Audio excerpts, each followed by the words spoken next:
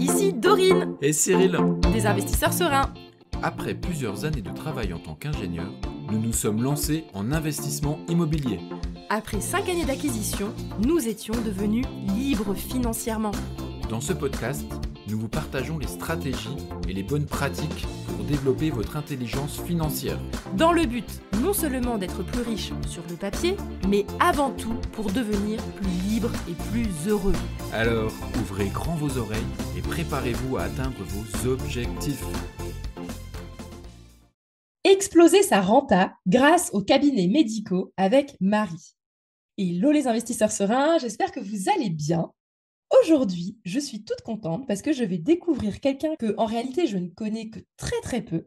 Je vais vous expliquer vite fait comment je l'ai rencontré. Donc, je suis allée à un événement à Paris où j'ai rencontré quelqu'un qui m'a parlé de son épouse qui faisait de beaucoup d'investissements et qui était passionné. Et quand il m'en a parlé, ça m'avait l'air passionnant. Et en l'occurrence, c'est Marie. Donc, salut Marie, comment ça va?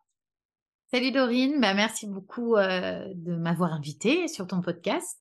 Ça va très bien et je suis ravie de partager mes bonnes pratiques avec tes auditeurs.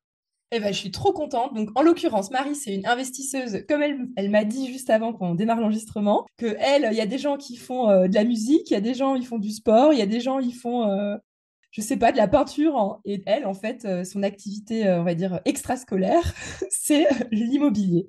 Bon, en l'occurrence, elle n'est plus à l'école, mais vous avez compris. Donc Marie, en fait, ce que je te propose, c'est que tu me présentes un petit peu rapidement.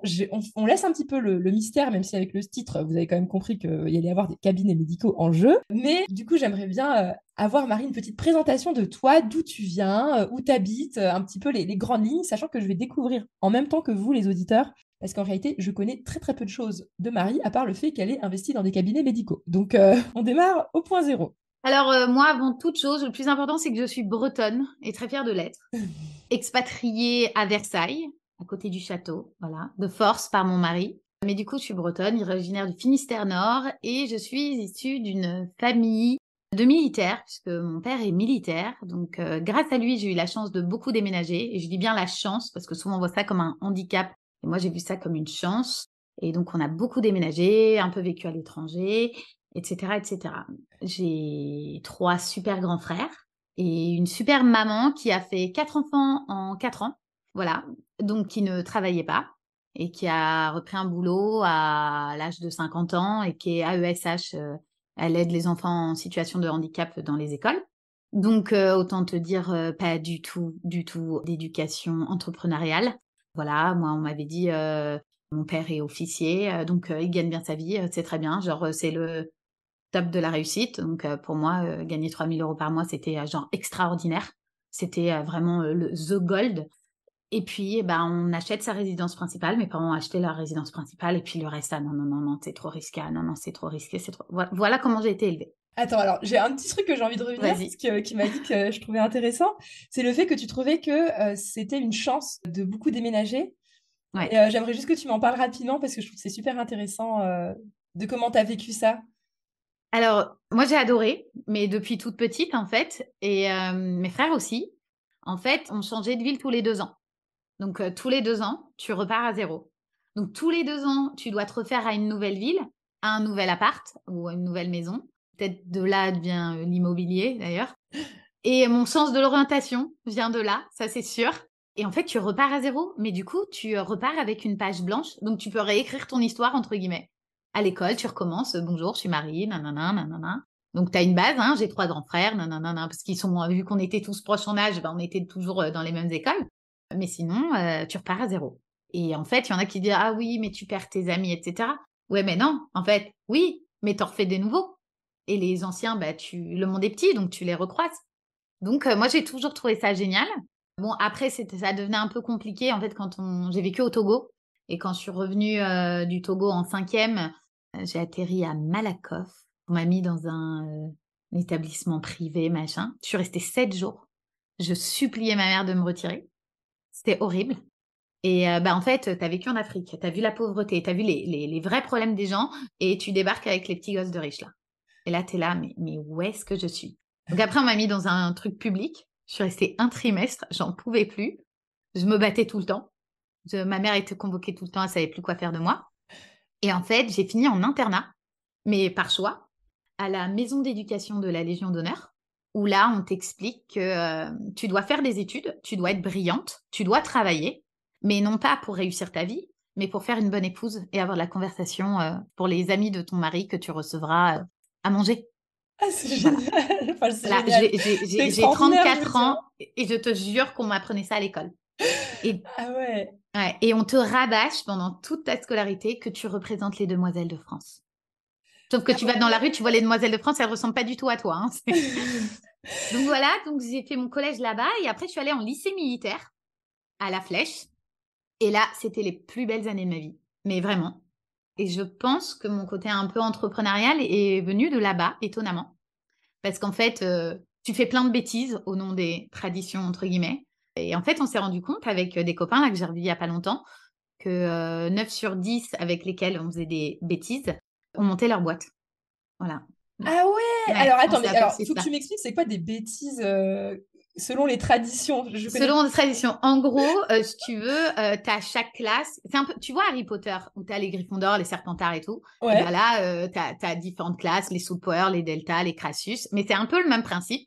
Et en fait, chaque classe essaye de se faire un peu briller. Et donc, tu as des compètes les uns avec les autres. Donc, en fait, souvent, tu fais le mur et tu vas peindre sur le sol. D'ailleurs, j'ai développé mes premières qualités de peintre avec ces années au Prytanée, là. Et tu vas peindre les couleurs de ta classe, etc. Et en fait, tu as des espèces de compètes entre les classes. Et c'est juste génial. Enfin, moi, j'ai adoré ces années-là. Ah non, mais c'est incroyable. Et en plus de ça, au final, l'internat, finalement, déjà au collège, avec les demoiselles de la Légion d'honneur, au final, ça t'a quand même plu, malgré le côté traditionnel, on va dire. Je sais pas si c'est le mot. C'était un bon cadre. Il y avait une très bonne éducation. Au moins, je sais m'adapter à tout milieu social. C'était pas fun. Déjà, t'es qu'avec des filles. C'est un truc exclusivement féminin. Donc moi, j'ai grandi avec 3 grands frères. Et là, je me retrouve qu'avec des filles. Et les filles, ça a son petit caractère. Donc, du coup, voilà. Disons que quand j'ai débarqué au Prytanée, donc lycée militaire, où tu as 3 quarts de mecs, 1 quart de filles, je me suis un peu plus sentie dans mon élément. D'accord, ok. Non, mais c'est génial. Non, mais t'as un parcours déjà Ouais, un vraiment peu chouette. atypique, ouais. Ouais, ouais. Mais du Merci. coup, c'est non, mais c'est marrant. Moi, j'ai fait de l'internat aussi et j'ai adoré l'internat. Ouais, Moi, c'était au lycée. Enfin, bref, mais je ouais. vois ce que c'est un peu. Enfin, j'aime bien cette ambiance aussi. Et du coup, donc, au lycée, t'étais aussi en internat et t'as continué en Ouais, internat et ça ouais. t'a plu, quoi. Ah oui, oui, complètement. Bah, à la base, on devait rentrer un week-end par mois avec. J'avais un seul de mes frères là qui était en même temps que moi dans cet internat. Et tu sais, tu rentres, tu vois tes parents, ok. Voilà. Et puis moi, j'étais partie à 12 ans en internat, donc j'ai pas cette relation qu'ont les gens que peut avoir mon mari avec ses parents, par exemple. On avait un argent de poche, du coup, pour rentrer chez les parents. Et en fait, je dis à mon frère, mais en fait, si on rentre pas, eh ben, cet argent de poche, on peut l'utiliser pour aller boire un verre. Et du coup, on rentrait qu'aux vacances. Voilà. Mais Ah, par choix, vraiment par choix. ah, trop, trop bien. Non, mais déjà, c'est chouette parce que tu pars dans la vie, mine de rien. Enfin, c'est tout bête, mais avec plein de, je pense, de qualités, enfin, je sais pas, d'armes Ouais, que tu c'est t'es vrai. faites, de débrouillardise, de. Ouais. Trop, trop bien. Et donc, du coup, tu fais tes études au lycée. Ouais, du coup, je fais mes études là-bas. Après, moi, j'annonce à mes parents que je vais être ostéopathe. Et là, ils me disent, ah non, non, non, non, non, non, non, non, non, non, ostéopathe, ça fait mal au dos, c'est pas bien. Je pesais 50 kilos à l'époque avant d'avoir mes enfants. Ok, tu feras médecine. Voilà, si tu veux pas faire militaire, tu feras médecine. Du coup, je vais en fac de médecine à Caen et je fais 2 premières années de médecine. Je rate ma première année. Avant de rater ma deuxième première année, je dis, de toute façon, mais je veux pas faire médecine, moi, je veux faire ostéo. Et mes parents me disent, ah oui, et puis d'accord, ok, ok, tu fais comment? Donc là, j'ai répondu à mes parents que je me prostituerais, je vendrais de la drogue, mais que je ferais ostéopathe. Voilà. Du coup, j'ai raté médecine à 50 places. Alors, je te laisse imaginer du coup la tête de mes parents qui me disent, oui, mais tu peux peut-être faire une 3e année. Je me dis, non, mais je veux pas, moi, je veux faire ostéo. Et donc, je me suis inscrite en école d'ostéo, j'ai passé les concours, j'ai été prise en école Et d'ostéo. c'est bon, t'as pas eu besoin de vendre de la Et j'ai pas eu drogue. besoin de me prostituer et de vendre de la drogue. Non, j'ai pas eu Ouf, tout besoin. va bien, j'avais besoin d'être rassurée. Ouais, non, non, ouais, là, ça aurait fait tâche sur ton podcast. Non, mais par contre, du coup, je travaillais 35 heures en parallèle de mes études. Et notamment, j'ai bossé en tant que surveillante d'internat. Ah ouais, Voilà, malin. ouais. Ouais, malin. Et en fait, la Légion d'honneur, en fait, t'as le collège à Saint-Germain-en-Laye et t'as le lycée à Saint-Cyr, à Saint-Denis, pardon. Et mon école d'ostéo, c'est le CESO Paris, qui est à Saint-Denis. Et donc, c'était à, je sais plus, 2 ou 3 stations de métro. Donc, c'était hyper pratique. Et en plus, en termes d'horaire, c'est parfait, non? Parce que Et ben, surveillant c'est génial. En fait, d'internat, c'est ça. et en plus, t'es logé au final, t'avais le droit de dormir sur place, parce que moi, ma Ouais. surveillante, elle dormait sur place. En fait, je dormais 2 à 3 nuits sur place par semaine. Mais ça, c'est la pire arnaque. Parce qu'en fait, de 22h à 6h du matin, t'es compté 2 heures, un truc dans le genre. Ah ouais. Ah oui, il Voilà. compte pas tes heures que t'es Non, là-bas, et quoi. tu comptes pas tes heures parce qu'il part du principe que tu dors. Ce qui est pas totalement faux. Mais parfois, tu as une gamine malade, tu te lèves et tu dors pas. Enfin, voilà. Mais la majorité du temps, tu dors. Et donc après, bah, tu lèves les gamines le matin, tu te prépares, tu prends vite fait un petit déj ou pas, et puis tu vas en cours. Ah ouais, donc nickel. Ok. Ouais, c'était nickel. Et puis, moi, ce que j'adorais, c'était les devoirs du samedi matin. Je surveillais les devoirs du samedi matin. Moi, j'adorais surveiller les prépas parce qu'elles n'avaient pas 4 heures, elles avaient 6 heures de devoirs. Ah ouais. Et ben, mon mémoire de fin d'études, ça a été fait pendant les surveillances de devoirs. Ah ouais, donc nickel. Ah ouais, non, mais Nickel. C'était le optimisation job du parfait. temps, Exactement. trop, trop bien. Donc, tu as ton diplôme d'ostéopathe Oui. et tu commences à exercer. Comment tu te vois dans la vie? Parce que là, en termes de mindset investissement, tu es au stade où je veux faire un métier qui me plaît. Oui. Est-ce que tu vois plus loin? Alors, pas du tout. Pas du tout. Moi, naïvement, je me suis dit, ah, ostéopathe, c'est trop stylé comme métier. Tu soulages les gens avec tes mains, mais juste incroyable. Ok, je vais un jour monter mon cabinet, très bien. Et puis voilà. Sauf qu'en fait, entre-temps, tu apprends qu'il y a une crise sur l'ostéopathie, qu'il y a beaucoup trop d'ostéos. Pour donner un exemple, j'ai été diplômée en 2014 en ostéo. Et tu avais autant d'écoles d'ostéopathie en France que dans le monde entier réuni. Ah ouais, ah, je savais même pas, moi. Et donc là, tu dis, oups, là, il y a un petit problème. Alors, l'État a décidé de régulariser ça un peu, de fermer, entre guillemets, des écoles. Sauf qu'en fait, les écoles, donc on est passé de, je sais plus de 70 écoles à 34 écoles agréées. Sauf qu'en réalité, dans les 34, tu as 2 écoles qui ont fusionné en une, mais qui sont toujours 2 écoles. Enfin, tu as le même nombre d'élèves, en fait. Ouais, ouais, ouais. Et donc, on est arrivé à une surpopulation du marché d'ostéopathes. Donc, tu as beaucoup trop d'ostéos en France. Et t'en as plein qui ne vivent pas. Moi, j'ai plein de potes de promo. Pourtant, j'avais choisi le CESO Paris parce que ça me semblait être la meilleure école d'ostéo. Je pense toujours que c'est une très bonne école, mais quand t'as trop d'ostéo, t'as trop d'ostéo. Et du coup, moi, j'ai plein de potes là qui arrêtent l'ostéo. Donc moi, j'ai de la chance. Il n'y a pas que de la chance. Je bosse beaucoup et j'adore mon boulot, donc je me forme tout le temps. Mais moi, j'ai des cabinets qui tournent très bien, donc j'ai beaucoup de chance. Mais dans 10 ans, est-ce qu'ils tourneront toujours très bien? Du coup, c'est ça aussi qui m'a fait accélérer l'immobilier. Ouais, en fait, du coup, quand tu commences à travailler, tu te rends compte que ça va peut-être pas être si facile que ce que tu pensais au C'est ça, départ. Et du coup, tu t'es dit, il faut peut-être que je réfléchisse à des alternatives ou des c'est ça, solutions qui vont me sécuriser financièrement. exactement. En fait, avant, du coup, quand j'ai été diplômée, je me dis, bon, ok, il me faut mon cabinet. Pour avoir mon cabinet, j'ai 2 possibilités. Soit je loue, soit j'achète. Si je loue, le gros risque, c'est le propriétaire qui, à la fin de mon bail, donc bail pro au bout de 6 ans, bail commercial au bout de 9, qui dit, bah Marie, je suis désolée, mais en fait, je récupère mon bien parce que machin, nanana, je sais pas quoi. Et là, si tu trouves pas un cabinet de l'autre côté de la rue ou à 2 rues près, tu perds déjà un bon pourcentage de ta patientèle. Et là, je me suis dit, c'est compliqué en ostéo de développer une patientèle. Si dans 6 ans ou 9 ans, il faut que je recommence, enfin, c'est mort. Donc, je me suis dit, je vais acheter. Donc, je me renseigne, moi qui n'y connaissais rien. Bonjour, en fait, comment ça se passe si je veux acheter? Ah, mais vous pouvez pas, ma petite dame, il vous faut 3 ans de bilan. Ah oui, non, mais moi, je ne veux pas attendre 3 ans. Enfin, c'est débile. Enfin, Ouais. Ok, et là, j'ai découvert les SCI. Et là, je me suis dit, en fait, c'est simple. Si je mets une personne dedans, à 1%, ils prennent pour calculer ils me prêtent de l'argent en se basant aussi sur ses revenus, même s'il a 1%. Ok, allô papa, ça te dit, je te mets 1%. Voilà, j'ai mis mon père 1%. Bon, en l'occurrence, ma mère, elle voulait aussi avoir 100%, donc elle a eu 1%. Bon, Ok. bilan des courses, après, j'ai racheté 1%. Et j'ai filé 1% à mon mari parce que je trouve ça plus simple qu'il n'y ait pas d'enjeux familiaux après, mais ça, c'est du détail. Donc, bref, du coup, je monte une SCI, je vais voir la banque et je dis, bah voilà, je veux faire un cabinet, machin. C'est très simple. Je pense qu'il faut que j'achète grand et que je fasse plusieurs salles de consultation. J'en garde une pour moi, pour mon activité, et je loue les autres. Ah oui, non mais Madame Marie, si c'était aussi simple, tout le monde le ferait. Bah oui, bah en fait, c'est simple. En fait, je comprends pas. C'est quoi le problème? Non, mais et là, J'ai dit, écoutez, montez le dossier. Et là, il monte le dossier, refus des analystes. Pour la petite histoire, 100% de mes prêts bancaires, 100%, peut-être à part la résidence principale, mais 100% refus des analystes. C'est juste que les analystes, ils connaissent pas ce secteur d'activité et par principe, ils disent non. Donc maintenant que tu dis non, ça me fait sourire, mais voilà.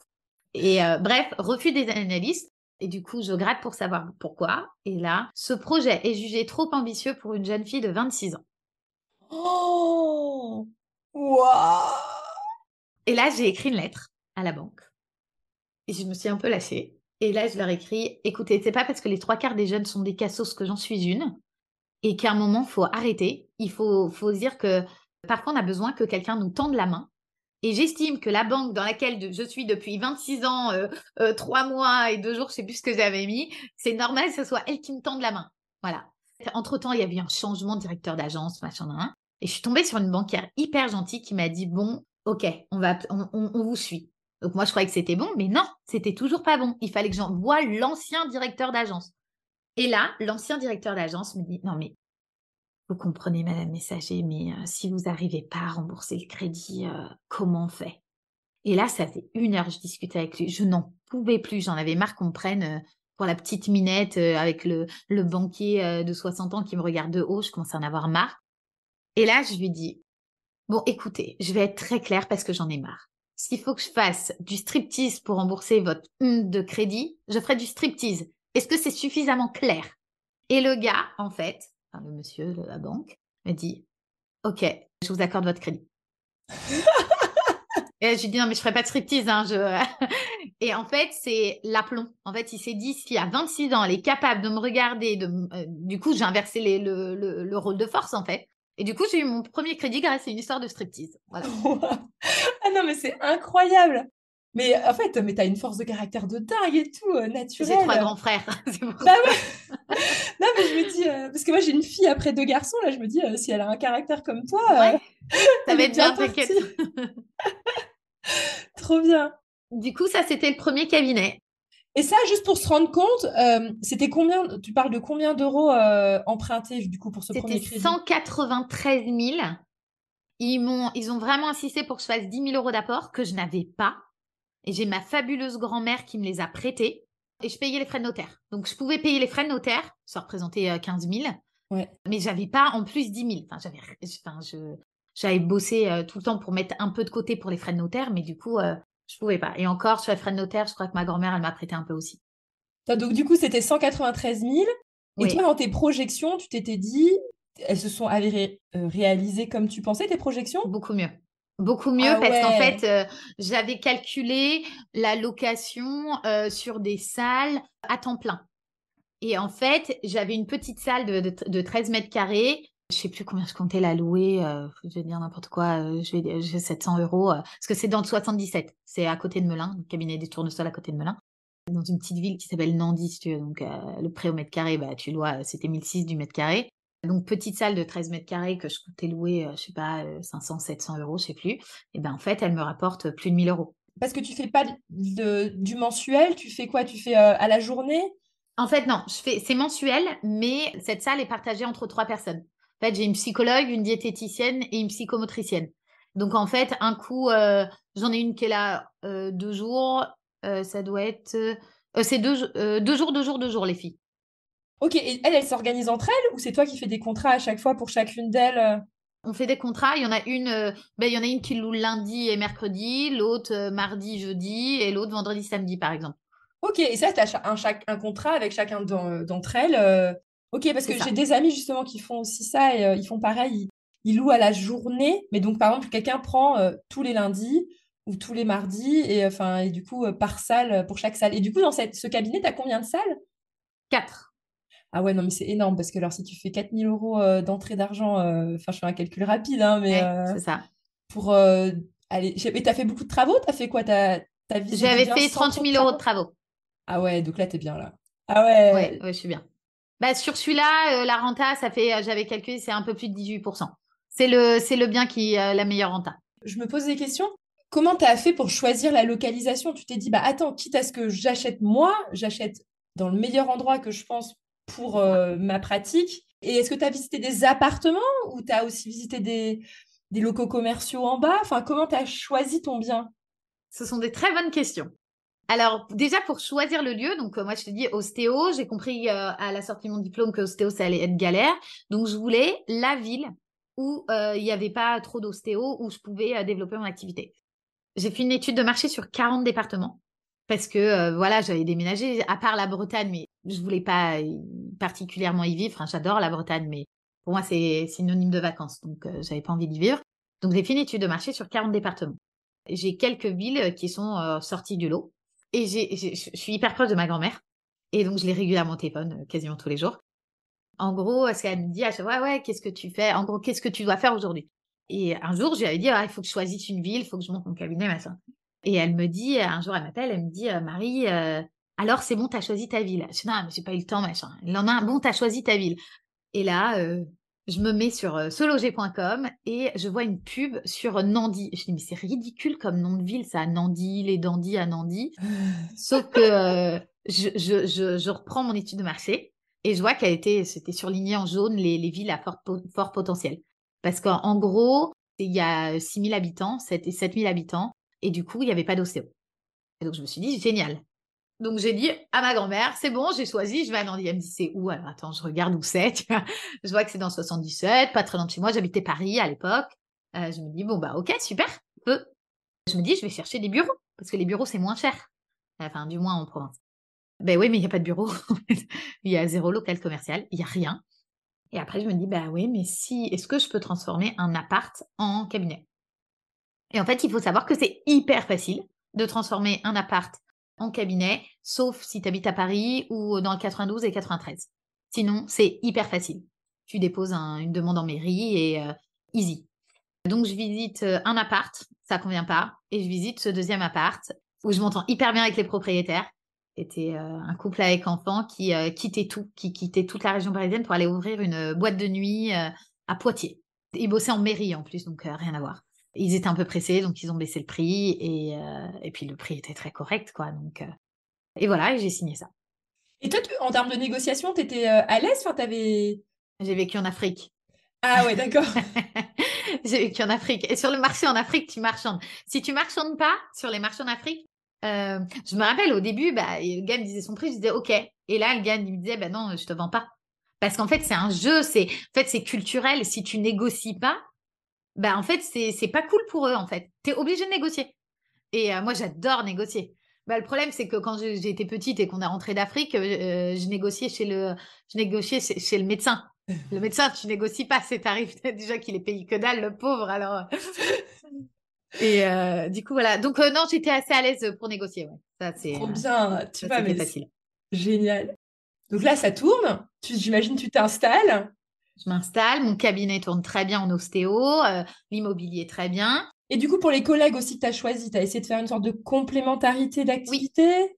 Oui. Ouais, du coup, j'avais recruté podologue. J'ai hyper matché avec une petite podologue, là. Et podologue, sage-femme. Et après, j'ai loué la salle la quatrième salle, la petite, je l'ai louée à mi-temps. J'ai eu du bol aussi. Parce qu'on avait une grande cuisine et que j'ai rétréci après. Et on avait une petite buanderie où j'avais mis au début machine à laver, sèche-linge, parce que tu dis, allez, j'ai pas envie de ramener mes blouses chez moi, je vais les faire là. Sauf qu'en fait, l'ordre des podologues, il faut savoir que c'est le seul problématique des cabinets médicaux, c'est de respecter ce que disent les ordres. Et les ordres, c'est compliqué. Et l'ordre des podologues, par exemple, impose d'avoir 2 salles séparées pour le local où tu fais tes semelles et ton examen clinique. Sauf qu'avant, ils autorisaient que ça soit dans la même pièce si tu avais un type de machine. Donc, ma petite podologue, elle avait mis sa machine, etc. Sauf qu'en fait, l'ordre des podologues dit non, il faut une pièce à part. Et là, gros moment de solitude. Et là, je lui dis, écoute, si tu veux, moi, j'ai cette petite buanderie. Il y avait une VMC en plus, parce qu'il faut une aération, machin. Donc, le truc, il fait 2 mètres carrés, quoi. Et j'ai loué, en plus, du coup, cette salle de 2 mètres carrés ou 3 mètres carrés, je sais plus. Et du coup, je lui louais 150 € par mois en plus. Voilà. Ah ouais, nickel. Ouais. Et là, j'étais trop contente, quoi. Et du coup, toi, ton activité d'ostéopathe, elle a bien démarré? T'es contente Ouais. de la ville? J'étais ravie, mais alors ravie. Alors, j'avais mes potes qui me disaient, ah, t'as de la chance, c'est parce que, enfin, t'as pas que de la chance, c'est parce que t'as fait une étude de marché, voilà, mais nous, on est dans des grandes villes, on galère. Donc, je m'étais dit, ouais, moi, j'ai de la chance, j'ai été maline, et voilà. Sauf que mon fabuleux mari que tu as rencontré m'annonce 1 an après avoir ouvert mon cabinet, donc on habitait Paris 13, je crois à l'époque, ou Paris 14, je sais plus, qui veut vivre à Versailles. Et là, je suis, ah bah non, moi, mon cabinet est dans 77. On habitait sud Paris exprès pour que je prenne la 6, machin, parce qu'en transport, c'était l'enfer. Et non, je vais pas à Versailles. Alors déjà, premièrement, à Versailles, il y a des Versaillais, donc je me suis dit, non, c'est pas possible. Mais mes beaux-parents habitent à côté de Versailles et mon mari est très proche de mes beaux-parents qui sont très gentils. Du coup, je me dis, bon, allez, ok, j'ai un mari fabuleux. Il a moins de défauts que j'en ai, donc allez, il faut faire des concessions, tu vois. On n'était pas encore mariés à l'époque, c'est pour ça, j'essayais encore de... et, et du coup, j'accepte d'aller à Versailles. Sauf que je me dis, comment je vais faire? Je vais me tirer une balle de faire les allers-retours, hein, parce que si tu pars avant 6h50, c'est bon. Bon, à l'époque, je travaillais de 8h à 21h30, donc si tu veux, j'avais pas trop de problèmes de bouchon. Tu te dis après avec des enfants, enfin, c'est juste pas, je vais me tirer une balle, quoi. Et donc, je me suis dit, je vais ouvrir un 2e cabinet à Versailles. Sauf que là... Parce que c'est marrant, attends, petite pause. Ça veut dire que juste après le premier cabinet, une fois que tu étais posée, tu t'étais pas dit, tiens, je vais peut-être en faire un 2e. Ah, mais à ce alors, moment-là, pas du tout. j'étais en mode, je suis contente, j'ai fait une bonne affaire, je suis installée, je suis contente. Oui, c'est ça. Pour moi, après, l'étape, c'était résidence principale. Je te dis, j'ai aucune éducation entrepreneuriale. Et puis, c'est pas dans tes études d'ostéo qu'on t'apprend à développer un commerce, hein, ça c'est clair. Donc, non, ma prochaine étape, c'était la résidence principale. Ok, tu t'étais arrêtée là dans ta tête. Dans ma tête, je m'étais arrêtée là. Grâce au fait que vous êtes c'est un bougé peu à grâce Versailles, à lui, voilà. ouais. C'est ça. que là, tu t'as eu un déclic, ouais. Mais oui, sauf qu'en fait, pour moi, je vais te dire mon niveau de connaissance. Hein. Mais le problème, c'est que j'avais un prêt. Et je m'étais dit, j'ai un prêt. Alors, j'avais un prêt de 15 ans, parce qu'à l'époque, soi-disant, sur les SCI, il ne dépassait pas 15 ans. Bon, en fait, j'ai découvert que les prêts sur les SCI il y a 20 ans, c'était clairement possible. Mais je pense que pour le premier prêt, tu sais, ils sont un peu plus... Bref.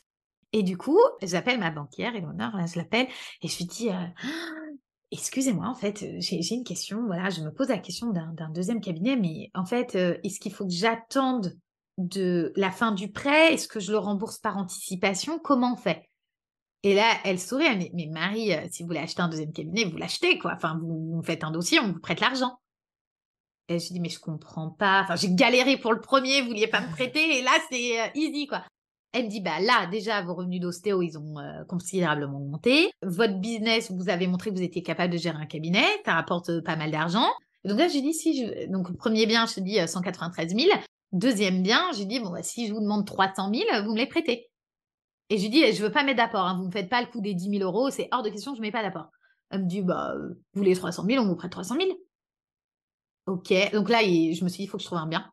Et donc, je cherchais à Versailles, gros problème Versailles, ville vieille, entre guillemets, des marches d'escalier partout. Parce que du coup, moi, je voulais à tout prix les mettre aux normes handicapées, les cabinets. Pour 2 raisons. Premièrement, parce que je trouve qu'on est on est en 2023, à l'époque, on n'était pas en 2023, mais il y a un moment où il faut se mettre à la page, on doit recevoir tout le public. Donc, c'est pas cool pour les personnes en fauteuil, et je pense qu'on peut trouver des solutions. Et de 2, parce que si c'est aux normes handicapées, ça se loue plus. Parce que si tu n'es pas aux normes handicapées et que tu n'as pas fait de dérogation, tu risques une amende, en fait. Mais bon, en pratique, du coup, j'appelle la ville de Versailles, parce qu'en fait, je demandais une dérogation pour un truc si c'était possible. Et le gars, au téléphone, me dit, mais je comprends pas pourquoi vous prenez la tête, on les donne facilement, les dérogations à Versailles. Et là, j'ai dit, bah ouais, mais moi, ça me pose peut-être un problème moral de ne pas pouvoir recevoir quelqu'un en fauteuil roulant, en fait. Et après, je lui dis, et puis votre dérogation, elle est valable ad vitam aeternam? Parce que moi, si dans 20 ans, dans 30 ans, dans 10 ans, je vends mon cabinet, est-ce que la dérogation, elle est encore valable? Donc, je préférais pas prendre le risque, en fait. Et donc, j'ai acheté en VFA. J'ai acheté du neuf. Ah ouais! Donc, VFA, pour les auditeurs, c'est vente en état de futur achèvement. Ok. Donc, du neuf sur plan. Alors, il faut savoir, pour les auditeurs, que du neuf sur plan a toujours du retard. Donc, j'avais anticipé le retard. Je demande un différé à la banque, on a un grand différé. Parce que du coup, attends, pour donner les dates, c'était en 2016. Donc, et ça devait être livré en 2018. Il y a eu 11 mois de retard. Parce que du coup, tu demandes un différé déjà pour le temps de construction, mais donc, t'as pas et j'avais pris 6 mois de différé par rapport à la date d'ouverture. Pas de bol, 11 mois de retard. Dédommagement, bah, en fait, que dalle, puisque dans les clauses que j'ai signées, il n'y avait pas de pénalité de retard. Donc moi, j'ai dit à ce promoteur dont je ne ferai absolument pas la pub, je dis à ce promoteur, ah non, mais moi, je ne signe pas, vous me mettez des pénalités de retard. Et là, il me regarde, il me fait, ah non, mais si vous ne signez pas, on le vendra à quelqu'un d'autre, il n'y a aucun problème, vous ne voulez pas signer, vous ne voulez pas signer. Hein. Genre le super commercial, quoi. Enfin, c'était une femme, la super commerciale. Et là, je fais, ok, c'est bon, je signe. 11 mois de retard.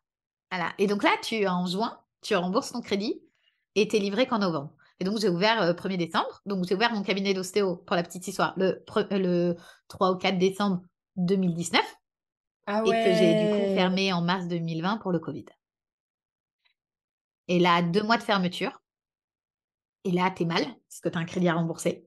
Alors, tu pouvais demander des différés, des machins, des trucs, mais je voulais faire profil bas auprès de la banque parce que je voulais faire d'autres invests après. Et là, j'avoue que c'était dur parce que je me suis dit, en fait, quand mon cabinet est fermé, non seulement je ne gagne pas d'argent, mais j'en perds.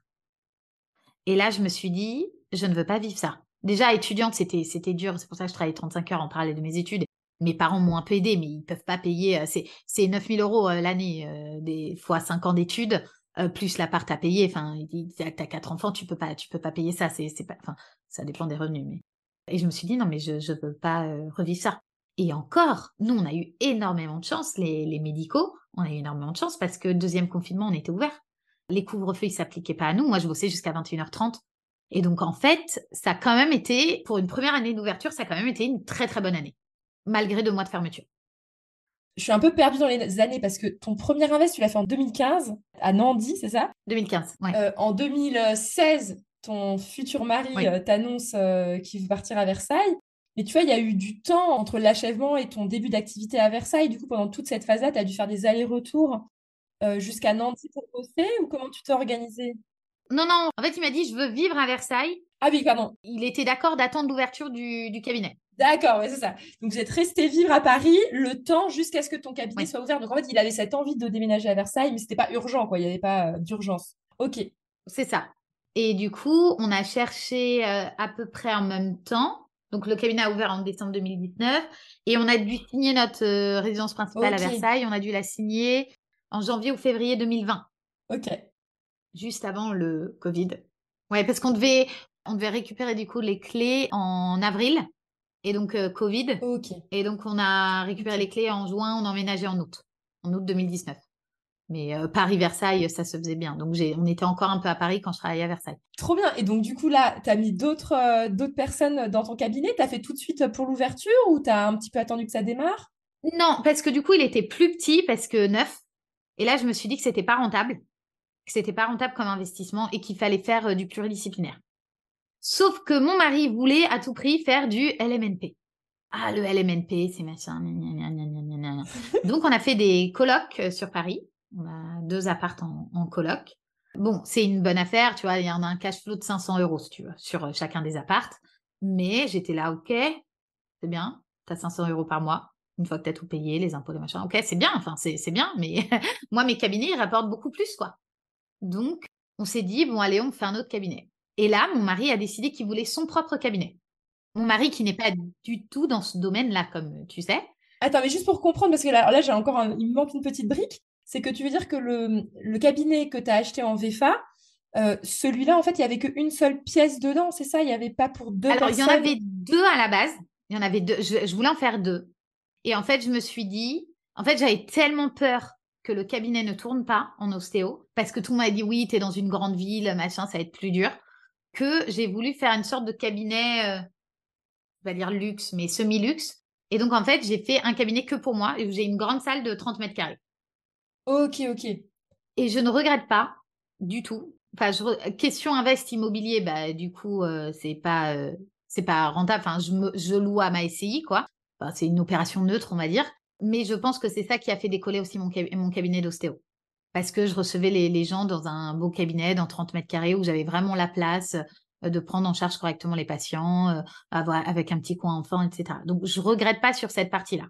Parce que finalement, ceux qui auraient investi dans des vieux appartes avec escalier, etc., mini-ascenseur, ou je sais pas exactement comment c'est dans le centre-ville de Versailles, mais du coup, en effet, toi, ton offre, elle détonne Peut-être par rapport Oui. à la moyenne de ce qu'il y a aux alentours, quoi. C'est ça. Et en fait, du coup, on a 3 autres cabinets à Versailles maintenant. On vient de finir le 3e, là, enfin le dernier, là. Donc, ton mari qui veut acheter son Son cabinet, propre cabinet. mais genre que toi, tu t'en occupes, que tu l'achètes, que tu le trouves, que tu mettes en Exactement. location, et lui, Exactement, genre, c'est ça. ok. T'as tout compris. Ben oui, parce qu'il a pas le temps, tu vois. Il a une entreprise de 90 salariés, il a pas le temps, tu vois. Et du coup, il me dit, ouais, c'est bon, j'ai trouvé. Alors, il me donne l'adresse. Je tape dans Google et je regarde, tu sais, via, c'est quoi, Google View, je sais plus, View Street, là, je sais plus. Street View, ouais. Et je vois, mais un truc, mais horrible, mais horrible. Et je lui dis, mais Alex, enfin, tu nous fais quoi, là? Il me dit, non, mais la façade vient d'être faite. Et là, je regarde, et du coup, en fait, je vais visiter, enfin, j'appelle son agent IMO, j'ai dit, trouvez-moi un créneau, machin. Et je suis, ok. C'était, je sais plus, 57 mètres carrés, et on pouvait faire 3 salles de consultation, une salle d'attente, et du coup, les toilettes aux normes handicapées. Et pour la petite histoire, donc la façade était refaite, et il y avait une petite marche devant. Et tu te dis, mais qu'est-ce qu'ils font à Versailles? Ils refaisaient la façade, pourquoi ils mettent une marche devant? Eh bien, à Versailles, il faut savoir que tu as les architectes des bâtiments de France qui sont hyper bloquants sur la moindre modification. Donc, ils ont laissé une petite marche qui est très petite et du coup, pour être aux normes handicapées, on a une rampe amovible et le problème est réglé. Mais pour te montrer qu'à Versailles, c'est quand même assez compliqué, quoi. Ok, et du coup, ce cabinet-là, il est en rez-de-chaussée. Rez-de-chaussée. Ok. C'était un ancien restaurant portugais, je crois, ou un truc dans le genre. Les voisins étaient très contents, du coup, dans la rue. Ils étaient très contents. En plus, c'est un cabinet qui fait angle. Donc, à chaque fois que j'y allais, tu sais, souvent, je laisse les portes ouvertes, les fenêtres ouvertes, bah, parce que tu as la peinture, le machin, le truc. Et les gens se permettaient d'entrer. Les voisins, ah, vous faites quoi, là, machin? Donc, très vite, on a mis des pancartes pour déjà dire aux gens ce qu'on faisait. Et de deux, ça nous permettait de mettre cabinet médical, salle à louer. Et du coup, on avait commencé à louer avant que les travaux soient finis. Et donc là, c'était quoi ta stratégie? Parce que toi, tu étais déjà ostéo à Versailles. Donc toi, tu t'es dit, c'est qui que tu vas recruter? Quel profil de professionnel? Alors, ça pouvait être n'importe qui. Et moi, j'ai pas de problème. Ça aurait pu être un ostéo. Je crois pas en la concurrence. Je pense que justement, plus il y a d'ostéo, plus ça fait connaître l'ostéopathie. Voilà, contrairement, voilà. Et que c'est en travaillant intelligemment qu'on développera le métier. Donc, mais ça, c'est ma philosophie à moi. En l'occurrence, on n'avait pas trouvé, enfin, ça n'a pas été un ostéo. La première salle, la grande salle, on l'a louée à une chiropracteur. Donc, Ok. c'est un peu, c'est proche de l'ostéopathie. Donc, voilà. Après, on avait une autre salle à temps plein. Alors ça, c'était un sketch. On l'a louée à une sophrologue. La sophrologue nous annonce, donc pendant les travaux, elle signe son bail pour rentrer, je ne sais plus si c'était en avril ou en mai. Et elle nous écrit, on était toujours en travaux, un mois plus tard pour nous envoyer sa résiliation de bail. Et là, on dit, mais je comprends pas. Bon, ok, du coup, c'est pas grave, hein, une salle de 10 mètres carrés à Versailles, c'est facile à louer, ok. Sauf qu'elle nous réécrit après pour nous dire, non, mais en fait, finalement, en fait, je vais plus dans le sud de la France, est-ce que je peux récupérer la salle? Donc là, moi, j'ai dit à Alex, non, Ouais, ça sent pas bon, ouais. non, ça sent pas Ouais. bon. Bon, Alex est gentil. Du coup, il l'a accepté. En fait, 4 mois plus tard, elle partait, en fait. Enfin, elle nous donnait son préavis. Donc, c'était bête. Mais on a retrouvé dans la foulée, en fait. On n'a jamais eu Ouais, aucun au final, souci. c'était pas très grave, ouais. Et pareil, on a fait une salle à mi-temps dans laquelle on a essentiellement des psys. On avait une psychomotricienne, du coup, qui a bougé après dans un autre cabinet. Et on a différents types de psys dans ce cabinet-là.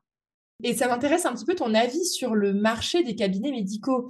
Est-ce qu'il n'y a pas un moment donné où ça va être saturé, où il y en aura trop, ou est-ce que toi, tu penses qu'il y a vraiment de quoi faire dans beaucoup d'endroits de la France et qu'il y a de la place? C'est quoi ta théorie? Ma théorie, au début, on s'est dit, bon, allez, on fait un cabinet. Sauf qu'on était bombardés de demandes de location. Mais bombardés. C'était 3 par semaine. Et du coup, bah, en fait, pour chercher des locataires, déjà, on utilise mes sites internet qui sont déjà bien référencés, du coup, puisque c'est via Simple et Beau, qui est spécialisé dans le référencement. Donc, forcément, mon site internet est bien référencé. Tu veux dire que tu as un site internet pour promouvoir tes locations En fait, j'ai fait des pages dans mes sites internet de mes cabinets, de moi, Marie Messager, ostéopathe. Et ben en fait, si tu tapes ostéopathe Versailles, c'est le premier site internet. Et du coup, j'ai une page entre guillemets un peu cachée. Donc le patient la voit pas. Mais si tu tapes location cabinet médicaux Versailles, cabinet Versailles, tu tombes sur cette page. Ok, j'ai compris. Ok. Mais là, vu qu'on commence à avoir un peu plus de cabinets sur Versailles, mais je l'ai pas fini, mais je suis en train de faire un site global qui représente du coup tous les cabinets qu'on a sur Versailles. Éventuellement Nandy, mais Nandy il tourne depuis 8 ans là, pour du coup présenter les différents cabinets.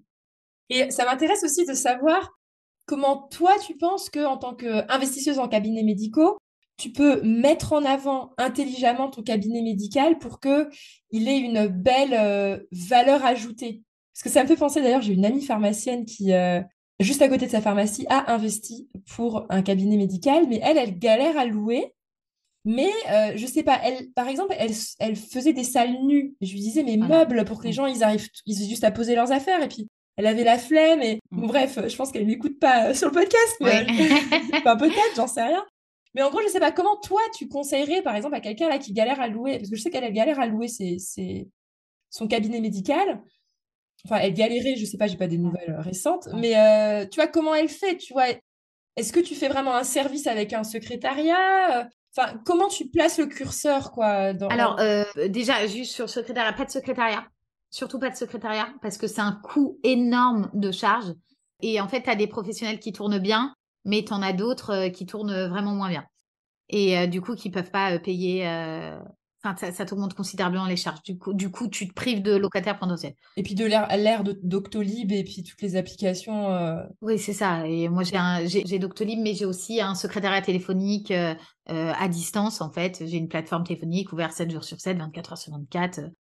Pour la compta, j'ai un comptable et voilà quoi. Ouais, donc, ok, donc pas besoin de prendre des employés ou un service comme Non, ça. non. Et alors après, au niveau de l'ameublement, par exemple. Alors déjà, il faut que le cabinet soit... Enfin, pour moi, si tu veux louer un cabinet, déjà, il est obligatoirement aux normes handicapées. Les normes handicapées, c'est pas compliqué. Tu tapes une fois à lire le script de l'État, mais il y a plein de subtilités. Il faut que tu les saches juste une fois. Exemple, la couleur des portes doit être différente de la couleur des murs, de plus de je sais plus combien de pourcents. Et ça, si tu l'appliques pas, bah déjà souvent ça fait partie de ta déco du coup, mais en même temps tu respectes du coup parfaitement les normes handicapées. Donc ça c'est premièrement.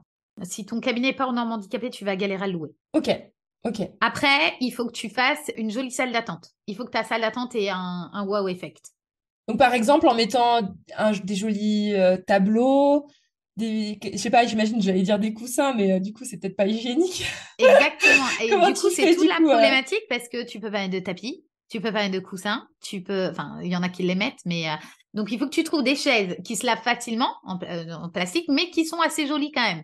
Ah, c'est pour ça que les cabinets médicaux, ils ont toujours des sortes de chaises en plastique, mais assez jolies, un peu design comme ça. Ouais. Ah ouais, c'est marrant, j'avais pas pensé, c'est pour des raisons de propreté et d'hygiène. Oui, c'est des raisons de propreté. Bah, mon premier cabinet, j'avais acheté des chaises sur le Bon Coin, un cabinet d'architecture qui les avait achetées à l'ambassade américaine. Donc, mais en tissu. En tissu, bah, en fait, le tissu, c'est galère. Et puis, quand il a fallu quand on désinfectait tout entre chaque patient, j'étais contente d'avoir changé mes chaises de salle d'attente et que ça soit plus du tissu et que ça soit du plastique. Donc, voilà, joli mobilier. Qui dit joli mobilier ne veut pas forcément dire cher. Hein. L'idée, c'est de trouver le bon ratio. Moi, je conseille un logo. Qui a un logo. Tu vois, les derniers cabinets, c'est Cabinet du siècle et Cabinet Archimède. C'est dans une résidence qui s'appelle la résidence Grand Siècle. Au début, je me suis dit, est-ce que j'appelle ça le cabinet du siècle? Parce que ça faisait un peu pompeux, quoi. En fait, j'en ai parlé à des copains. Tout le monde s'est rappelé du nom du cabinet du siècle. Parce qu'en fait, une fois que tu l'entends, tu le retiens. Et donc, je me suis dit, bah, c'est génial. Et donc, il y a un petit logo. Alors, j'ai pris le logo de la ville de Versailles. Pareil au cabinet, le cabinet de mon mari, là, c'est le cabinet Joly. Parce qu'en fait, il est rue Albert Joly. Donc, j'ai appelé ça le cabinet Joly. Et le dernier, c'est cabinet Archimède, mais parce que le bâtiment s'appelle Archimède. Donc, je suis pas allée. Non, mais comme ça, moi, c'est pas compliqué parce que les gens, ils se repèrent facilement. Et le fait de faire ça, tu penses que ça a une vraie plus-value pour le futur locataire Le locataire qui veut louer dans un cabinet pluridisciplinaire, il cherche, entre guillemets, l'appartenance à un groupe. Et donc, le fait d'être au cabinet du siècle, ils le mettent tout ça sur leur carte. Hein. Ils mettent pas juste l'adresse, ils mettent cabinet du siècle, voilà. Et quand le patient rentre, eh ben, déjà, tu as ta salle d'attente colorée qui n'est pas blanche. Ça, je déconseille. Déjà, c'est plus embêtant à laver les murs et quand c'est blanc. Et de deux, bah, ça fait beaucoup moins hôpital. Donc, tu as le mur coloré, le logo. Dans certains cabinets, j'avais mis une télé. La télé, c'était pas si mal parce que ça permettait de promouvoir les autres professions. Donc, par exemple, la personne qui va voir l'ostéopathe, elle voit sur l'écran la page de la sage-femme, enfin le blabla de la sage-femme. Par exemple, elle apprend qu'une sage-femme peut poser des stérilets. Et du coup, après, elle prend rendez-vous avec la sage-femme, etc. Donc, entre guillemets, c'est la pub détournée. Ah, c'est chouette ça. Ouais, sauf que, et du coup, je suis partagée avec ça. Donc, c'était très bien. Et à Nandy, on a ça et c'est très bien. Mais alors, déjà, quand il y a des changements de locataires, il faut changer la télé. Donc, c'est un peu de boulot. C'est pas grand-chose, mais Tu c'est veux ça, dire, plus faut ça, plus ça. refaire le petit PowerPoint qui Ouais, défile il et faut tout. refaire le PowerPoint, machin. Donc, ça, c'est un peu pénible. Mais surtout, on reçoit pas mal d'enfants aussi dans les cabinets et on essaye d'appliquer. Enfin, moi, je suis très zéro écran. J'ai pas de télé chez moi, mais Bah, moi non plus, donc tu voilà, prêches quelqu'un qui est pareil que toi. Donc, voilà. C'est aussi parce que quand j'étais étudiante, je te disais, j'avais pas de thunes et je voulais pas payer la redevance audiovisuelle à l'époque. Donc, je me suis dit, si j'ai pas de télé, voilà. Et donc, j'ai jamais eu de télé, en fait. Je saurais même pas me servir, entre guillemets, d'une télé. Et du coup, voilà. Et donc, je suis pas trop écran. Et je le vois au cabinet de Nandy, quand on reçoit les enfants au cabinet, ben, ils sont scotchés devant la télé. ouais. Peut-être mettre des prospectus ou des petites affiches ou pour trouver Ouais. une solution, ouais, je sais pas.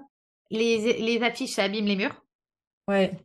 C'est ça. Bon, du coup, j'ai mis des petites bibliothèques de livres. Mais voilà, dans les autres cabinets, du coup, on n'a pas mis de télé. Ok, ok. Non, mais en tout cas, tu as un souci de réfléchir aussi pour, en fait, de te mettre à la place du futur professionnel et de se dire qu'est-ce qui va l'aider dans son activité et de le Oui. mettre en avant. Donc, ok, donc j'ai compris la salle d'attente, le nom de l'endroit pour que ça sonne bien sur sa carte de visite, etc. Est-ce que tu mets les meubles? Du coup, ah, et quels sont les services aussi que tu proposes? Ouais, du coup. La cafetière Nespresso.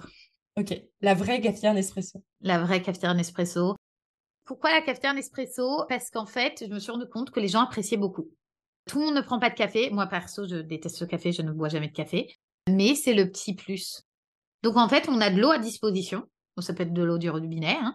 Et on a café, thé à disposition des patients. Et ça, c'est toi qui fais les recharges, du coup, tu les prends sur les Oui, charges. exactement. En fait, c'est inclus dans les charges. On fournit donc, en fait, on a des caves là dans les derniers cabinets, donc c'est encore plus facile. En fait, on met un petit stock. Ils ont un petit stock à disposition, et dans les caves, on blinde de stock parce que, en fait, moi, l'idée c'est de limiter mon temps de gestion, forcément. Ouais. On a des gros stocks de papier toilette, des gros stocks de papier main, des gros stocks de gobelets et de café enfin tout ce qui est pas périssable. On met des gros stocks. Et le locataire, il a juste à descendre à la cave et faire le réapprovisionnement là-haut. Ok, donc en fait, donc ce que tu disais, c'est quand même que les capsules Nespresso, typiquement, c'est toi qui les payes et c'est inclus dans Oui, les charges. c'est inclus dans les charges, oui. Mais ça, c'est intéressant comme service parce que je trouve que ça te positionne un peu dans le haut de gamme aux yeux des gens en Exactement. se disant, attends, je suis vraiment dans un cabinet avec service inclus, quoi. Oui, c'est ça. Et en fait, ce sont des services qui ne coûtent pas tant que ça cher. Par exemple, dans les toilettes, moi, je conseille à tout le monde de mettre une table à langer. Les tables à langer, c'est des tables à langer murales. Ça te prend 0 espace au sol. Et je ne comprends pas qu'en 2023, il n'y ait pas des tables à langer partout. Ouais, c'est clair. Du coup, je suis maman de 2 enfants et ma petite, la dernière, a 3 mois, là. Mais combien de fois je suis allée dans des restos, t'as pas de table à langer? T'as des énormes toilettes, mais t'as pas de table à langer. Enfin, c'est pas compliqué de fixer une table à langer au mur, quoi. Enfin, Ah c'est ouais. ça me rend folle. Bon, c'est pas très compliqué non plus de changer une couche dans une poussette, mais surtout quand c'était ton deuxième, t'es rodé. Mais quand t'es jeune maman, c'est compliqué. Enfin, déjà de sortir tout court avec ton bébé, c'est un stress de fou. Si en plus t'as pas de table à langer. Donc, dans les cabinets table à langer, moi je mets les couches à disposition. Taille 1, taille 2, taille 3, taille 4. Oh, ah ouais, non, Voilà, mais la avec du méga coton. classe. Mais les gens, quand ils visitent, enfin, en tout cas, tes futurs, Ouais. ils visitent, ils se disent, waouh, elle a vraiment un sens de la qualité de service. C'est là que je veux Ouais, travailler. Mes clients, ils vont être trop contents, ils vont revenir, quoi. Enfin, c'est les ça. patients, pardon, excuse-moi. Ouais, pas de souci. Alors que les couches, en vrai, je les ai ça fait 8 ans qu'on a le cabinet de Nandy, j'ai dû les réapprovisionner 2 fois. Dans mon cabinet à Versailles, qui est ouvert depuis 2019, je n'ai jamais eu à réapprovisionner les couches. Jamais.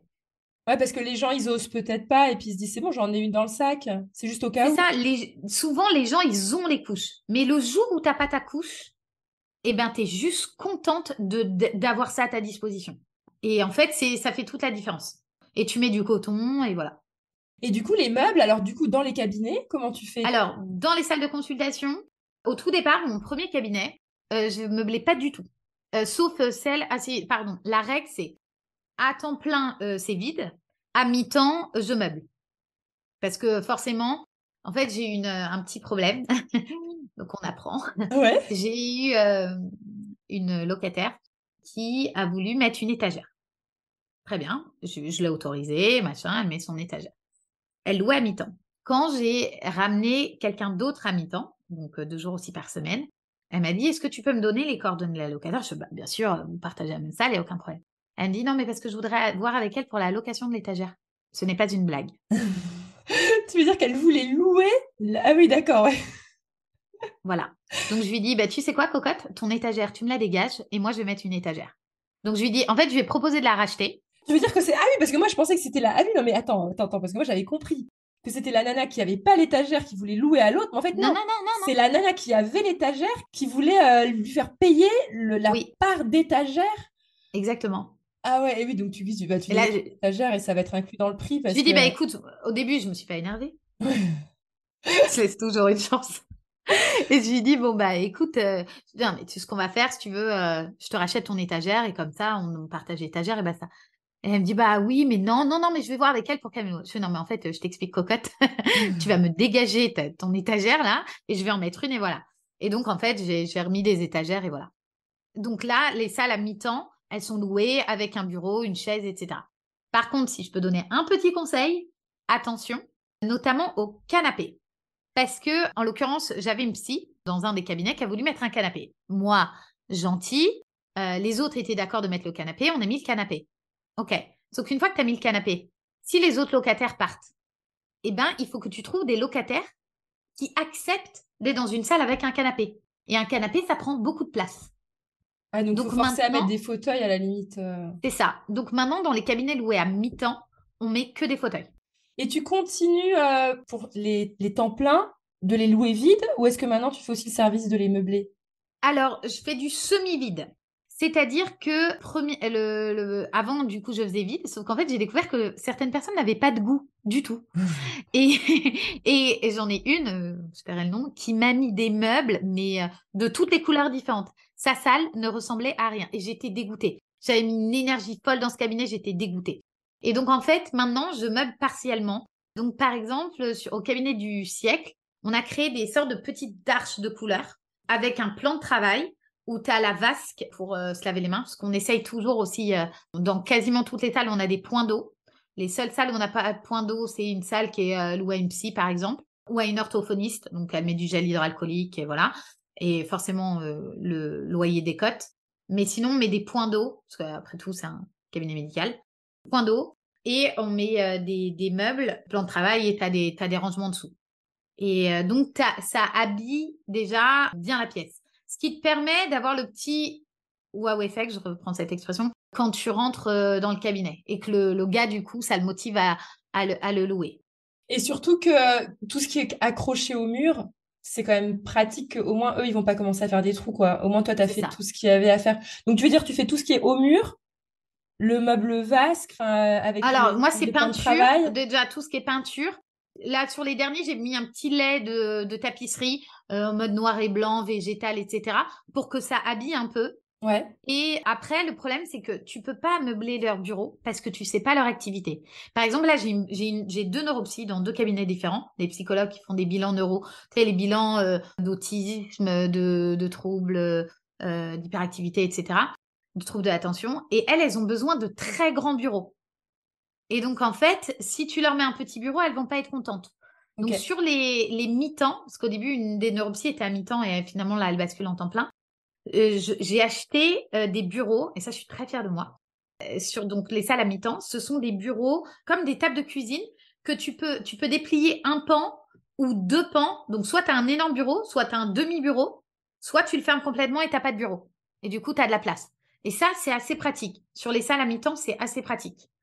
Mais sur les salles à temps plein, je me suis posé la question, est-ce que je meuble? Mais en fait, tu peux pas.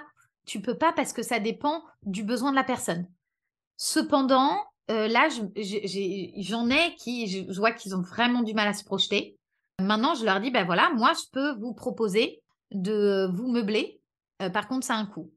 Mais il y en a, voilà, il y en a un qui avait vu un bureau dans une salle, il me dit, il est top, bah, j'envoie les références et basta, quoi. Et du coup, pour revenir à ton histoire de comment louer, moi, ce que je conseille, c'est donc souvent, du coup, d'avoir une salle à mi-temps, donc une salle qui est meublée, qui fait un peu office de témoin. Ouais, je vois ce que tu veux dire pour que les gens se projettent au moment des Projette, visites. ouais.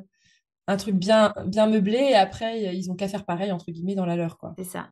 Et nous, cabinet du siècle, c'était le dernier cabinet, en fait, le cabinet Archimède, il est dans le même immeuble que le cabinet du siècle.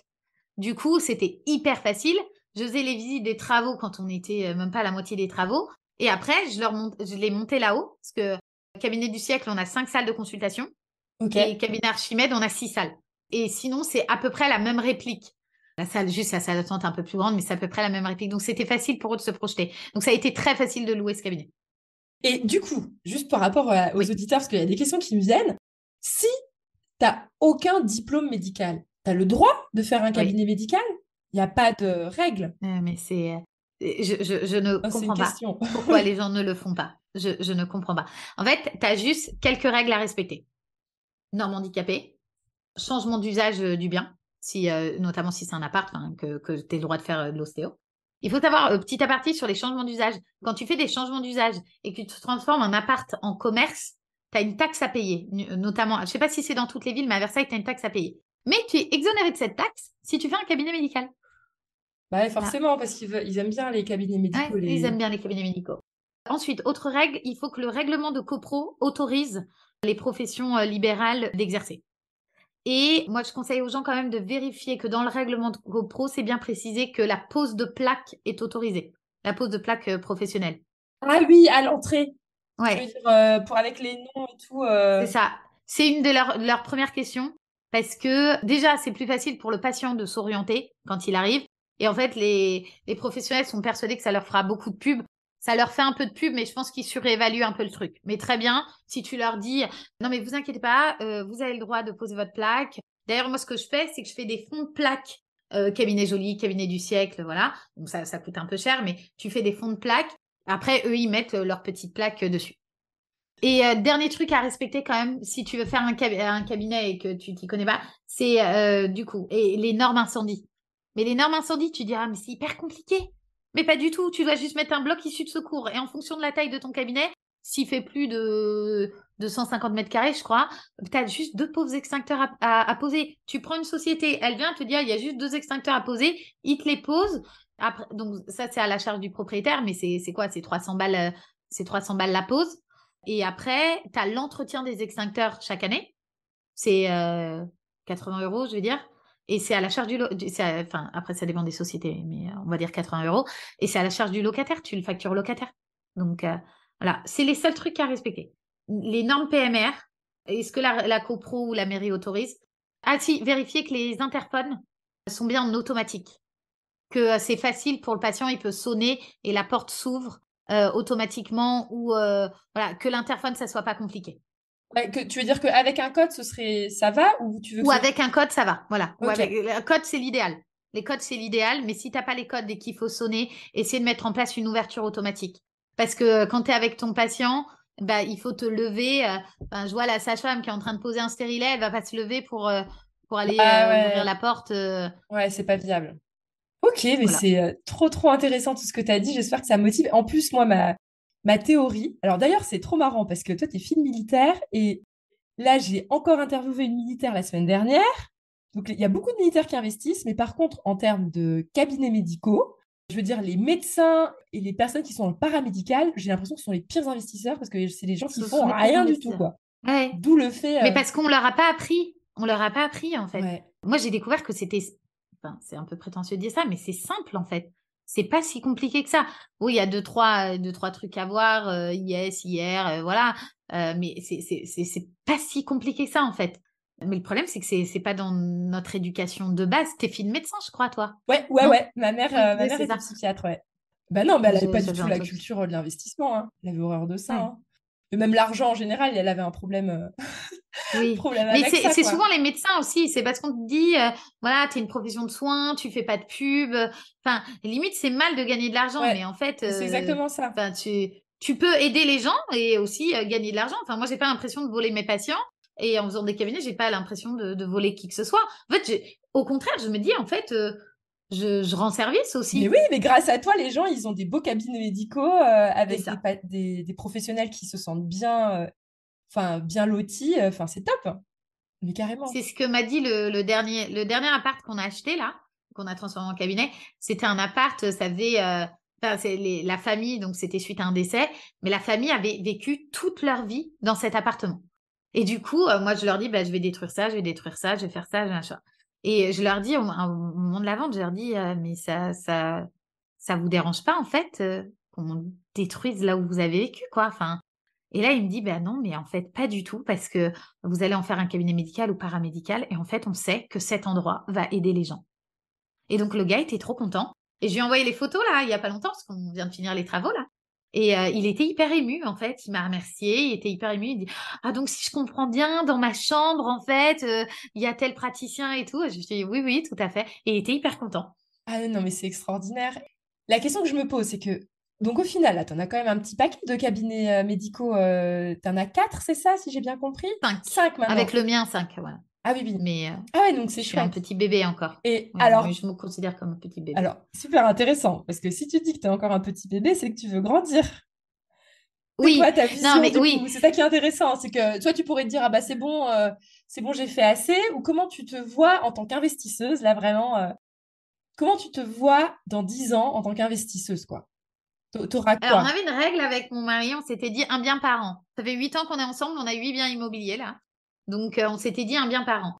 Après, il y a eu un peu la crise là, on l'a eu un peu ric-rac celui-là. On a dû rajouter un peu plus d'apport. On a dû mettre 20 000 d'apport alors que les autres, on faisait que frais de notaire, on mettait pas d'apport.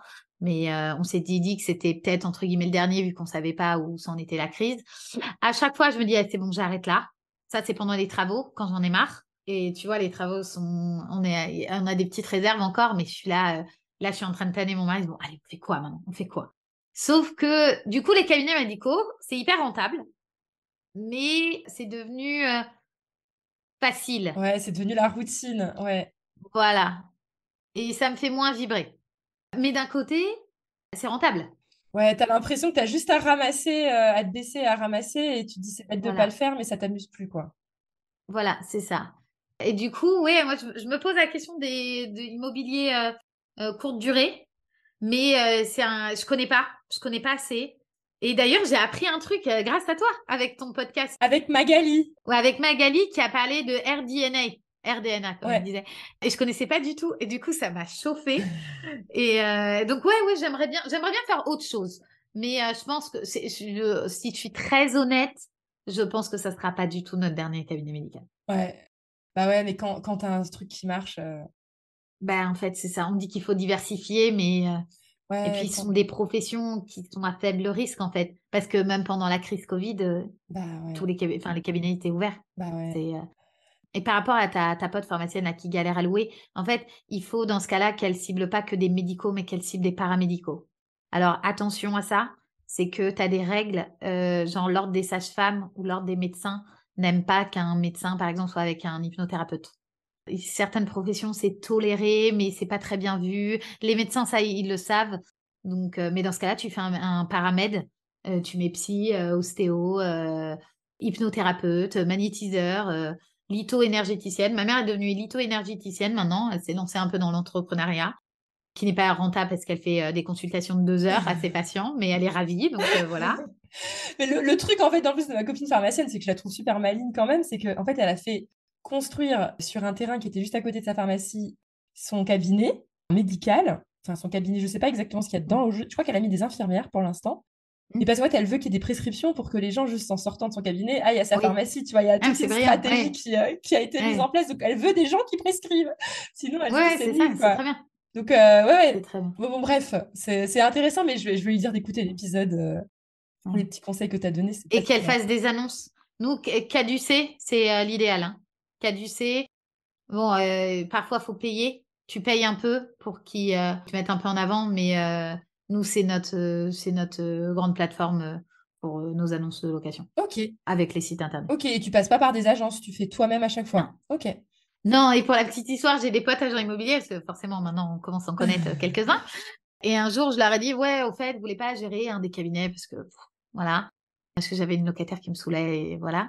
Et en fait, il m'explique que non, en fait, que même les visites, il me dit, en fait, pour le vendre, il faut que tu expliques tous les services, etc. Donc, tu vas passer, il faut que tu formes vraiment l'agent immobilier.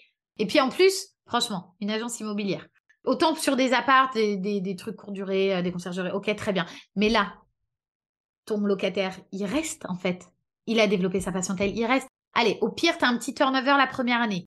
Ou tu as un déménagement. Par exemple, ma petite podologue dont je te parlais tout à l'heure, elle a déménagé. Elle est partie vivre dans le sud de la France. Ben, qu'est-ce qu'elle a fait? Elle a vendu sa patientèle. En vendant sa patientèle, elle m'a trouvé ma locataire d'après. Ah ouais. J'ai rien eu à faire. Le cabinet de Nandi, donc ça fait 8 ans que je l'ai. J'ai eu 2 changements de professionnels sur du mi-temps et c'est tout. Et là, ça fait, je sais pas, 5 ans que c'est exactement les mêmes, que je ne fais rien. Non, mais là, ça y est, moi, tu m'as convaincue. Prochaine à Metz, on va faire un cabinet médical à Metz. C'est bon, là, tu m'as trop vendu le truc. Mais surtout, en plus, dans les grandes villes, c'est facile. Dans les grandes villes, c'est beaucoup plus facile parce que les gens, ils se disent si dans une grande ville, ils sont plus visibles, etc. Metz, je suis sûre que ça cartonnerait. Nous, on les fait à Versailles parce qu'on habite à Versailles. Et mine de rien, c'est plus facile pour les travaux, etc. Mais je pourrais faire ça à Rennes, à Brest, dans n'importe quelle grande ville. Il faut juste qu'il soit joli aux normes handicapées. C'est tout. Non, mais c'est extraordinaire. Alors, je pense que là, au niveau timing, on est bon. Ouais, je pense aussi. On papote, c'est Désolée. passionnant. Non, mais c'est vraiment génial. Je pense que là, en tout cas, tu as motivé des gens à se pencher sérieusement sur la question. La dernière petite question que j'avais, c'est que du coup, toi, tu as fait à chaque fois des SCI à l'IS, c'est ça? La première, c'était SCI à l'IR, parce que bêtement, j'y connaissais rien. On m'a dit fais une SCI à l'IR. Après, j'avais un expert comptable qui était nul, j'ai changé après, mais il m'avait fait rencontrer des gestionnaires de patrimoine. Et les gars me démontrent par A plus B qu'il faut que je sois à l'IR. Et je leur dis, et moi, je leur démontre par A plus B qu'il faut que je sois à l'IS. En fait, je leur explique que si je suis à l'IS, je paye moins d'impôts. Ok, je me fais éclater sur la plus-value à la revente si je revends, mais à court terme, j'ai de l'argent. Et eux, ils étaient là, mais non, il faut que vous soyez à l'IR et vous inquiétez pas, on va vous faire des investissements pour écraser vos impôts. Ah ouais, il voulait Oui, mais vendre moi, son j'ai pas envie de tunnel faire au des passage, quoi. Exactement. Et je dis, mais moi, j'ai pas envie de faire d'efforts d'épargne. Je préfère avoir du cash là, en fait. Donc, tant pis, je sais parce que tu peux pas gagner tout le temps. Donc, je sais que je perds moins là, mais du coup, je me ferai éclater à la vente. Mais au moins, j'ai plus de cash là. Mais ouais, mais t'as trop raison. Et puis, de toute façon, si tu vends pas, tu t'en fiches. Et si je vends pas, ben, autant tu vois des LMNP, des trucs comme ça, ou des résidences principales. Enfin, bon, il n'y a pas de plus-value sur les résidences principales, mais ça, t'es amené potentiellement à changer. Mais des cabinets médicaux à une rente à 18%. Là, j'ai une de mes locataires qui m'a proposé de me racheter. Elle a hérité. Là, elle m'a dit, écoute, Marie, j'aimerais te racheter le cabinet. Non, non. Ouais, ou limite, tu le vends très très cher, quoi. Oui, c'est ça. Non, mais même. Ouais. Mais de toute façon, en Bon, fait, autant on me propose de racheter un des apparts sur Paris, je signe direct, ouais. malgré soit que c'est positif, parce que je trouve que c'est beaucoup plus d'embêtement Ouais. que voilà. C'est surtout question ménage quand ton locataire part et que tu récupères ton appart que tu as fait neuf, tu le récupères, mais dans des états. J'ai découvert vraiment la saleté des gens grâce au LMNP. Hein, voilà. Alors qu'en cabinet médical, tu n'as pas ce problème-là parce que tu imposes une femme de ménage 1 à 2 fois par semaine, ce qui entretient ton bien. Bah ouais, mais non, mais c'est ça. Mais non, mais franchement, là, t'as trop vendu le truc. Trop bien. Ouais, non, mais moi-même, je suis convaincue, donc voilà. Ok. Et c'est pas si compliqué que ça. Eh ben, très bien. Franchement, merci 1000 fois pour ton témoignage. Là, je trouve que tu as apporté énormément de valeur. C'est génial. En plus, j'adore interviewer des gens passionnés comme toi. Merci. Et j'ai hâte de savoir la suite de tes aventures si jamais tu te lances en location courte durée ou je ne sais quel invest que tu vas nous te trouver. dirai. Tu me diras et tu reviendras pour nous raconter tout ça, hein, avec grand, grand, grand Avec plaisir. grand plaisir. Est-ce que tu as un dernier message à faire passer à l'audience, quelque chose que tu as envie de partager, un petit truc, peut-être aussi si les gens veulent te contacter, mais je sais pas en l'occurrence pour te demander des infos ou pas du tout, parce que toi, tu as entre guillemets rien à vendre, il me semble, dans le domaine de Non, j'ai l'immobilier. rien à vendre, mais j'aime bien aider mon prochain. Ok, Non, mais on peut me trouver sur LinkedIn facilement, Marie Messager, voilà, on me trouve très facilement, ou sur Instagram. Il n'y a aucun problème, je répondrai avec grand plaisir. Et le seul conseil que j'ai à donner, c'est de se lancer. En fait, c'est beaucoup moins compliqué que ça en a l'air. Voilà, c'est le seul conseil que j'ai à donner. Voilà. non mais bravo. Alors en plus, merci pour ton énergie, parce que là, je pense que tu as reboosté tout le monde. Je sais pas si vous nous écoutez en courant, en faisant la cuisine, en étant dans la voiture, mais je pense que là, tu leur as donné la dose de motivation pour la semaine. Donc, trop bien. Bah, merci beaucoup, Marie, et puis à une prochaine. Merci à toi, à bientôt. Au revoir.